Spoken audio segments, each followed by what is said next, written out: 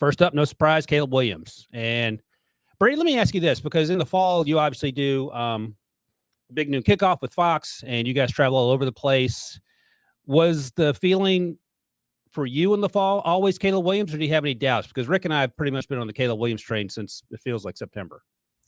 Well, I think getting close to that program, being the fact that you work with some former Southern Cal guys, you kind of hear the behind the scenes. I don't think people on the outside truly appreciate just what he was overcoming during his time there. He had talent around him as far as guys to throw to, but the offensive line issues, the defensive issues, I mean, it was probably understated just how lackluster they were. And, he had to overcome that every single week. When you're Southern Cal and you're one of the top programs in the Pac-12, you're always going to have a bullseye on your back, and especially when you've got, the reigning Heisman Trophy winner too.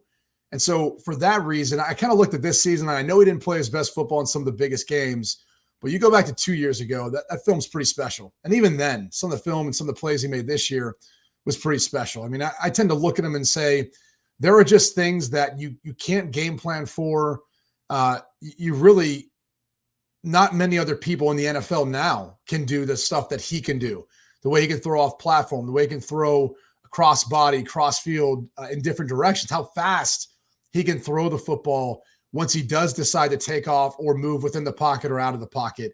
He just has this uncanny ability of being able or knack of making plays. And I think the only criticism some people would have of him, outside of some of the speculation about, asking for equity or something within the team or all the other stuff that you hear that I don't buy into, is, does he play off script too much? Does he almost invite those off script plays? And so for me, I look at him and I say, since I, really saw him when he was at Southern Cal, that was when I was convinced. At Oklahoma, he was really good, but I wasn't convinced until I saw him at Southern Cal a couple of years ago, where I was like, oh, this is going to be the best quarterback, whether it was that draft class, even though he wasn't draft eligible yet, or now this year is his first one to be draft eligible.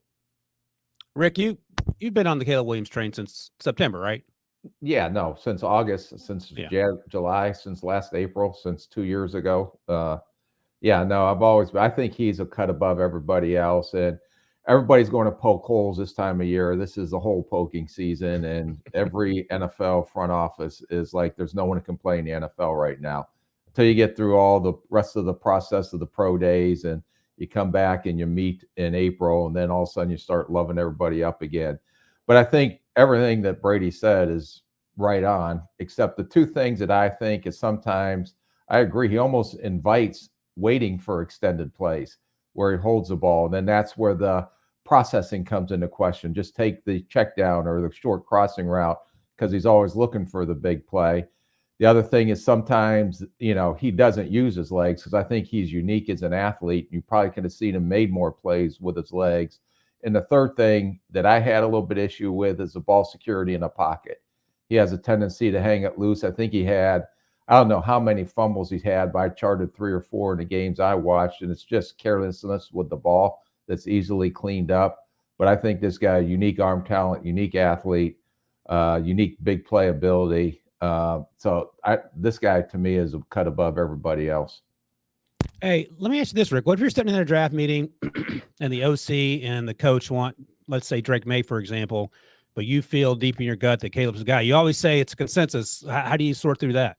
We won't watch tape till it becomes a consensus. So, but now that I'm Brady, my role on this podcast, I'm just a scout in the corner. Brian's actually the star of the show, the GM. So I just make my comments and then laugh at him when he makes a decision. Yeah. His role is to undermine me, is what he's trying to say, Brady. Yeah, no, I can understand the dynamic between you two.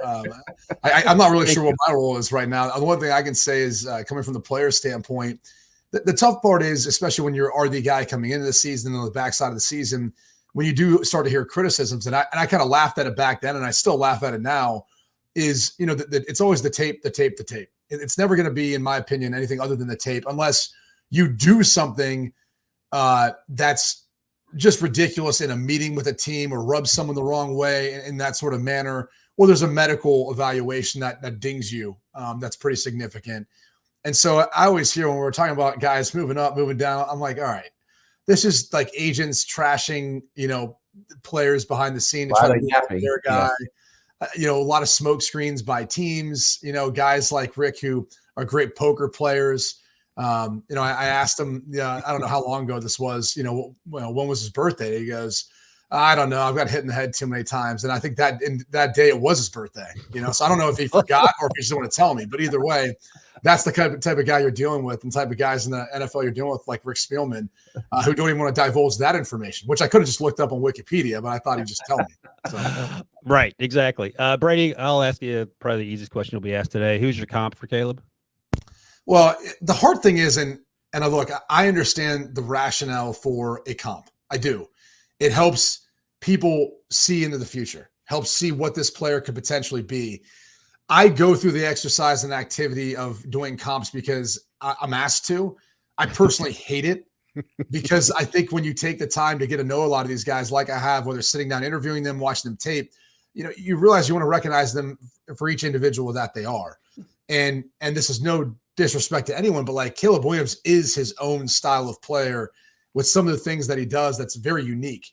So Mahomes is the one that I would say is closest to, and I think has the potential to be that. And I don't think that's overstating what he could be because he is the reigning Heisman Trophy winner. He did keep a team that I don't know that would be bowl eligible the past 2 years with as bad as their defense was. I mean, I'll be honest with you. I think you go back to that question about Patrick Mahomes and why didn't they win more games? Well, did you see their defense?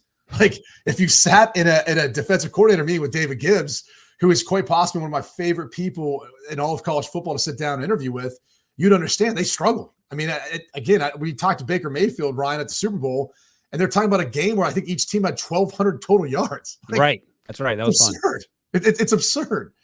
Something like, or 1,600, I think was the total number, but each team had like 800 yards of offense. So I tend to look at it and say that's probably the closest comp.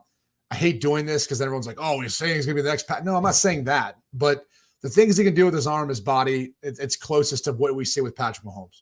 Hey, Rick, hit the old Rolodex and assume that we lived in a universe with no Patrick Mahomes. Who would Caleb Williams' comp be then? Like, who's next? I didn't know who next would be. I did for this show. I went off the cuff, just out of the blue, bizarro comps.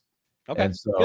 And so, my comp for him, just on some of the throws to the right and thrown back across his body and some of the no-look throws and everything, Aaron Rodgers. I thought he did some shit. I'm sorry. I thought he made some throws and unique plays like Aaron Rodgers made back when he was in his prime. He does good shit, Rick. I'll tell you. He does good shit.